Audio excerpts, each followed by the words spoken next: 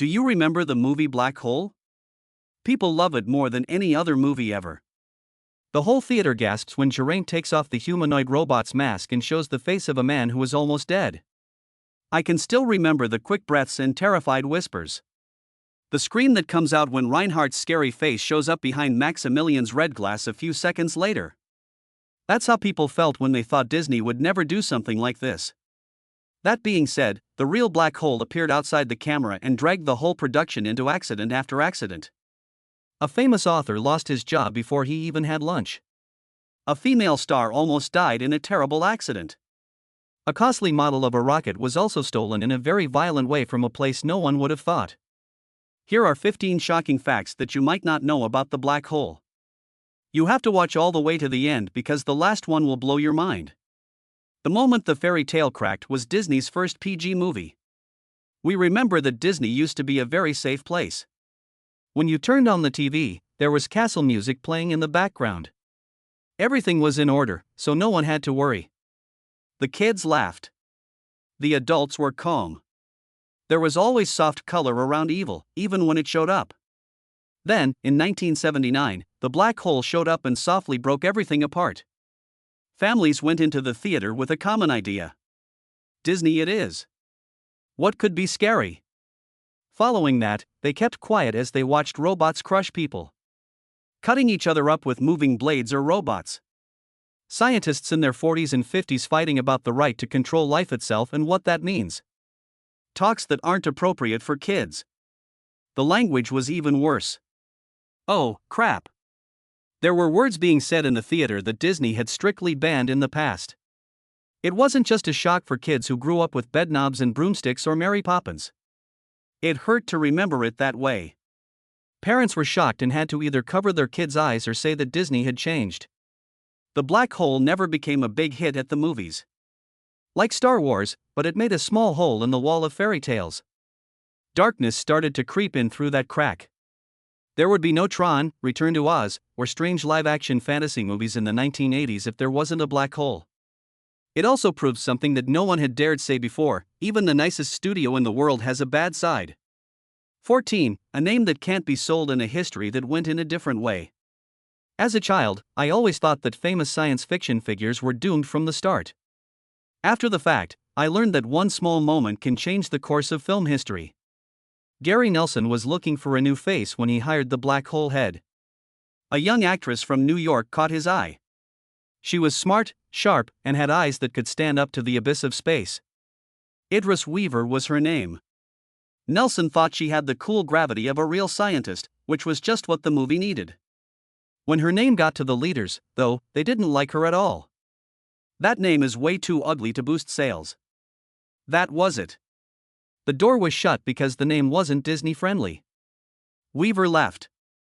After a few months, she started working on another project called Alien, which changed the history of science fiction forever.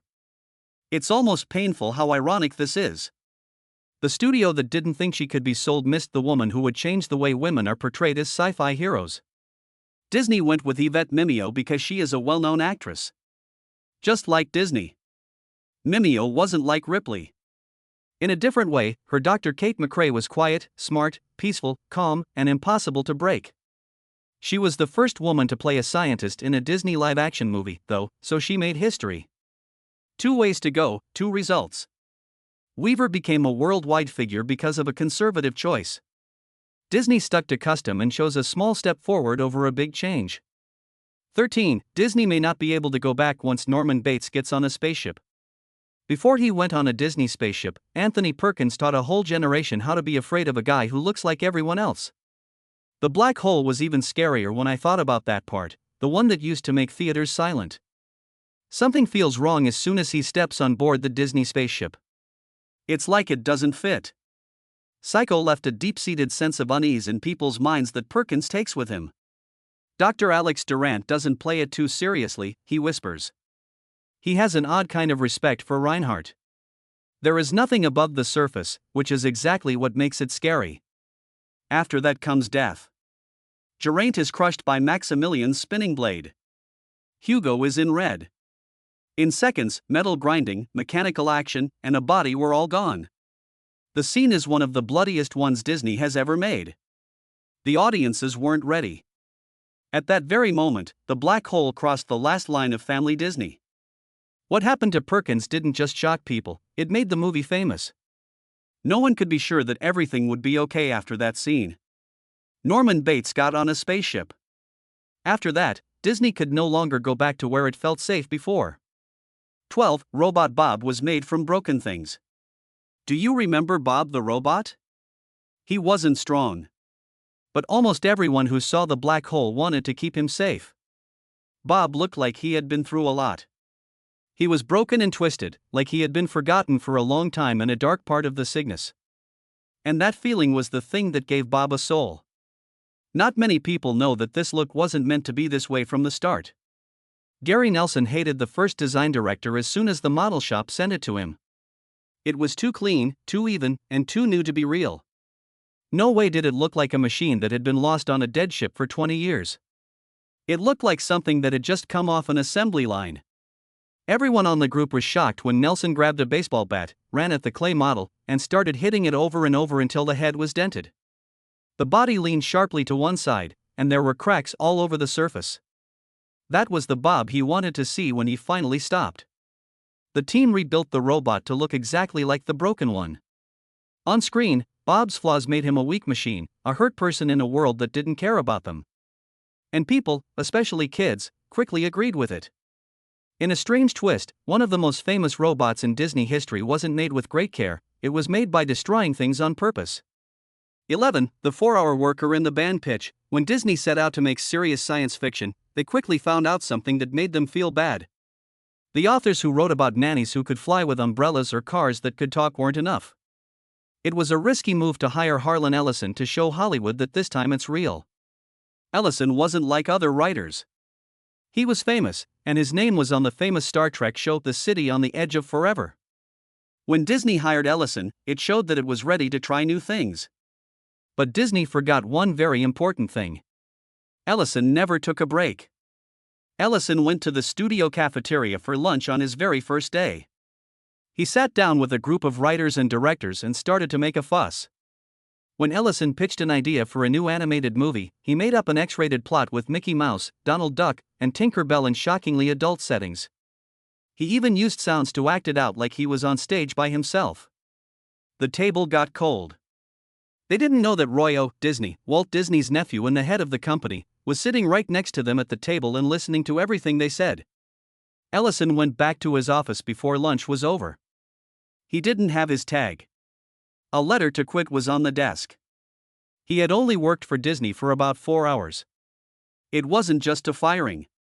It was then that Disney understood it would be much harder to control the darkness they wanted to look into than they thought. 10. Cut hair and a sad ending. Disney needed something familiar to hold on to as the story got more and more crazy. Jen O'Neill was the one who had it. She looked great when she was young, but her long, flowing hair was what made her look unique. Everything seemed set in stone when O'Neill was cast as Dr. Kate McRae. Until director Gary Nelson noticed a very real issue: hair in a place with no gravity.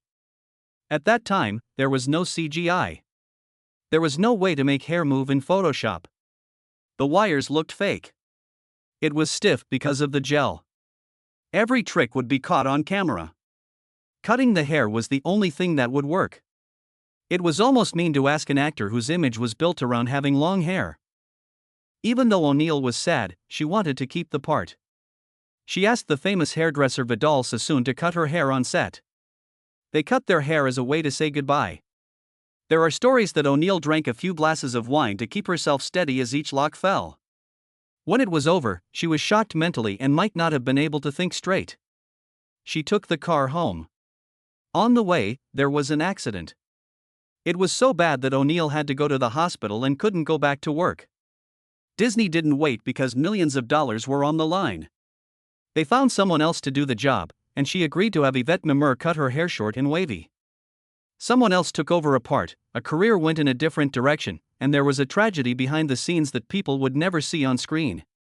9 is a movie that doesn't have a final script. In The Black Hole, I always thought that the ending was planned from the beginning. After some time, I found out a fact that sounds like a bad joke. The black hole started filming without having a finish yet. The movie had a huge budget, huge sets, and a cast of famous actors, everything a big show needs. But it was missing the most important thing. That's all there was at the end of the script that the director and players were holding. They go through the black hole. Always. It was too late for the writers. They were stuck. They built the black hole to be the most powerful force in the universe, but they didn't know what would happen when the figures went inside it. While they were shooting for months, there was no excitement behind the camera, there was panic. The director and the effects team talked about all the possible options they could find. As fast as scrap paper could be torn up, ideas came up. The doubt lasted until the very last days of filming. Actors said they couldn't figure out what drove their roles. There was a new draft of the story every day on set. They were acting as if they were alone and didn't know where they were going. A movie about a black hole was being made inside of another black hole. Eighth. It could be a joke or the sentence of the world. There wasn't much time left. The money was still on fire. The ending still wasn't there. Finally, the visual effects team almost gave up. If the science couldn't be described, they decided to just not use science at all. They looked at things that were spiritual. So what was the black hole if it wasn't a real thing? A way to get to another world. A line between living and dying. In response, a real hell was built. Fire. Rocks with sharp edges. Colors and arrangements that made me think of Dante's Inferno. In the last scene, Dr. Reinhardt, the bad guy, and Maximilian, his guardian robot, are not crushed by gravity. Like a punishment being carried out, they are taken to that world. But what really hurts is something that a lot of people miss. The actor who played Reinhardt was named Maximilian Schell. Reinhardt is stuck inside the robot Maximilian's metal shell at the very end to the story. Behind red glass, you can see people's eyes shaking as they look into the sea of fire. Maximilian Schell is a scary wordplay about a man named Maximilian who is stuck inside a shell. Someone from the writing and effects team left a dark joke or curse behind at the last minute. Almost the whole ending was put together after the movie was made. It wasn't written from the start. It was not ready. It was just a last-ditch effort to make an ending that felt deep for a movie that no one really knew how it would end. That's exactly what makes it so haunting. It's not clear. 7. The devil that was built into the robot. As soon as the robot Maximilian shows up, he makes people feel uncomfortable. The figure is over 6 feet tall and floats in silence. Its two arms end in spinning blades that show no expression. Maximilian doesn't run away. Doesn't yell or show how strong he is. He just gets closer. The people who worked on it didn't get ideas from other sci-fi robots. Instead, they looked to a part of Disney's past that was both familiar and scary. George McInnes, a concept artist, said that Maximilian's form was based on Chernobog, the huge demon with wings from Fantasia 1940's Night on Bald Mountain. This is where the heavy upper body came from. The controlling and floating position. The glowing red glass looked like the eyes of a monster. The position of being high up and judging from below. Maximilian doesn't work as a bodyguard. He looks like the devil dressed in metal. He doesn't have to talk either, just like Chernobog. Just seeing him here makes me think one thing: this place is not safe. Don't think that magic can save you from what's going to happen. That picture had never been seen before in a Disney movie. Not evil as a lesson for kids, but evil as something that exists and doesn't need a reason. 6. Just one sound in two worlds. Do you agree with me? Since you watched The Black Hole, you might not remember every scene or frame. Many people, though, say the same thing when asked what it's like when the doors on the USS Cygnus open. It was like the air itself was being torn apart by the cold shookhiss. The strange thing is that the sound isn't new. People with sharp ears finally figured out that it was the same door sound used on the Death Star in Star Wars. The same beat, the same automatic breathing, and the same feeling of walking into a space you weren't meant to be in. At first, people thought it could be anything from copying to friendly competition. The truth, though, is much less exciting. Sound artists don't always start from scratch in the movie business. They use shared music libraries with effects that can be saved, used, and shared again and again. In a shockingly easy way, Ben Burt made that famous door sound by taking a piece of paper out of an envelope. Everything about the sound was just right. In the end, it was put in a library that the Disney sound team could also use. Right then and there, a single sound connected two of the best space epics of the late 1970s. The sound from the USS Cygnus and the Death Star was like they bought parts at the same hardware store. And every time the Cygnus doors open, that sound comes through. It's like two different worlds are whispering to each other about their fear. 5. The unfair demise of the brass ship. Do you agree with me that the USS Cygnus looks different from all other spaceships? It's an open structure that shines from the inside out. It looks like a temple made of crystals floating through space. It's beautiful, cold, and dangerous, just like the black hole itself. The model shop at Disney did something crazy to make that picture.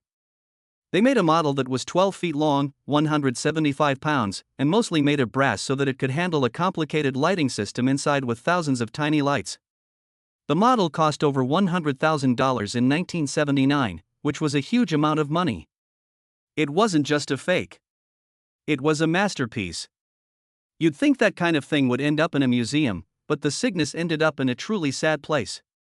When the movie was over, the model was put in a box and taken to a storage area behind the Disney lot that was sadly called the Boneyard. It sat there year after year with no music or light. Then one day, a forklift driver backed up the wrong way by mistake. One bad view. The Cygnus was hit straight on in the crate it was in. The delicate brass frame was broken right away. Cannot be fixed. More than saving. Because of a careless move, one of the most expensive models in Hollywood history died. It was thrown away in the end. A ship that was once used in movies to show both beauty and fear ended up being thrown away. For the illusion of the glass armada, many people who look at the black hole think they see huge halls, endless hallways, and a whole city floating in space. But the truth is that Disney couldn't pay for all of that extra stuff. The company might have gone out of business if they built the Cygnus sets exactly as seen on screen. It wasn't metal or concrete that would work. It was paint. The black hole depended on the skills of Peter Ellenshaw, the famous Disney artist who had retired but was later called back to make one last work. Ellenshaw made more than 150 matte drawings for the movie, which was a big deal at the time. Matter drawing is easy and magical at the same time. There is a piece of glass in front of the camera. When the artist paints the background on, there is a blank space where the actors are shot live. There were times when players couldn't tell the difference between Ellenshaw's work and the real set. Without even realizing it, they walked through a world that was half real and half a trick. And because computer-controlled cameras are so new, the camera could move through the works, giving them a three-dimensional feel that still pictures could never have. The end result was a perfect trick.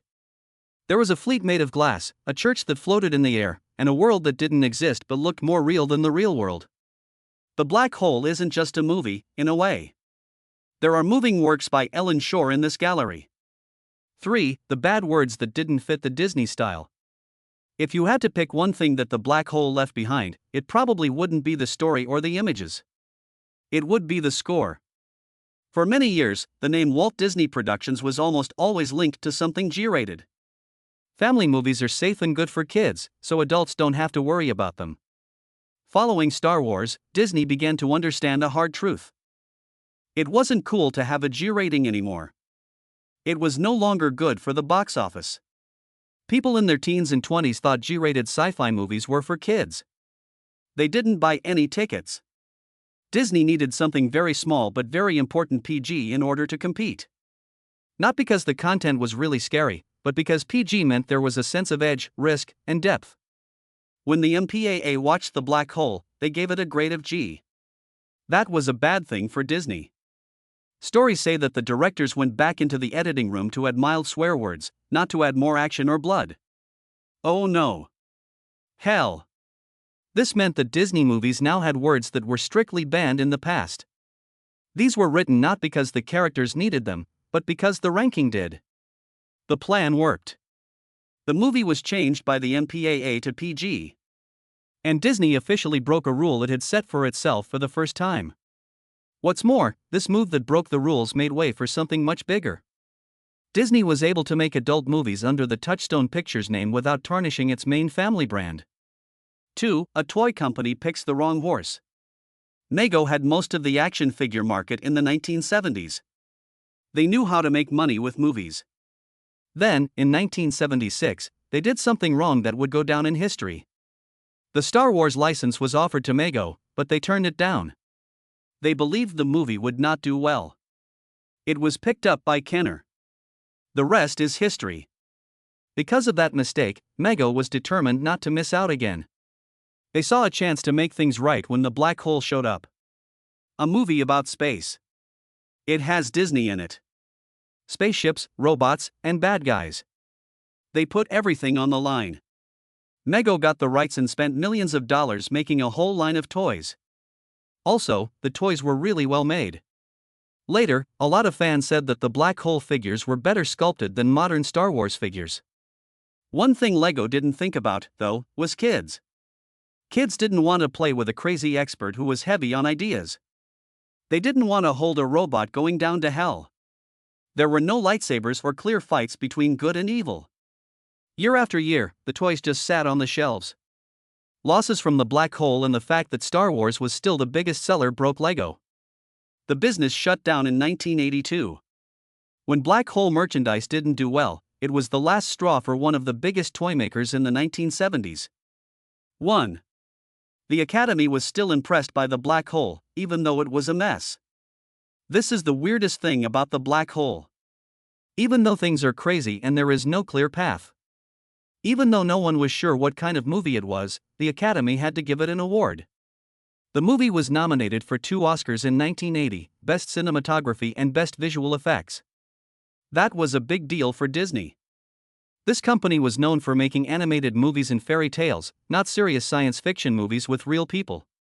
It had huge matte paintings, complex models, and its own ACES effects system. It was next to movies that had been made much more easily and with better direction. Most of the credit goes to Frank Phillips, who was the photographer. His moody, dark lighting turned the USS Cygnus into a temple full of ghosts. Space was no longer a place to find new things, but to judge them.